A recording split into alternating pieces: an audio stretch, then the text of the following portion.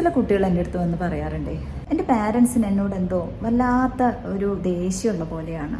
അവർക്ക് എൻ്റെ താഴെയുള്ള എൻ്റെ അനിയനോടും അനിയത്തിനോടൊക്കെ ഭയങ്കര ഇഷ്ടമാണ്. ഞങ്ങൾ തമ്മിൽ അടിപിടി കൂടിയാലും എപ്പോഴും അവർക്കാണ് കൺസിഡറേഷൻ കിട്ടുക. ഞാൻ എപ്പോഴും ഇങ്ങനെ കോംപ്രമൈസ് ചെയ്യേണ്ടി വരികയാണ്. എന്നോട് അവർക്ക് തീരെ ഇഷ്ടമല്ല. എൻ്റെ കാര്യങ്ങൾക്കൊന്നും ഒരു പരിഗണനയില്ല. എനിക്ക് വലിയ വാല്യൂ ഒന്നുമില്ല. നീ മൂത്ത കുട്ടിയല്ലേ, നീ അല്ലേ പറഞ്ഞാൽ കേൾക്കേണ്ടത്, നീ അല്ലേ അവരെ കൂടെ നന്നാക്കേണ്ടത്, നീ മനസ്സിലാക്കണ്ടേ എന്നൊക്കെ എപ്പോഴും എന്നോട് ഇങ്ങനെ പറഞ്ഞുകൊണ്ടിരിക്കും.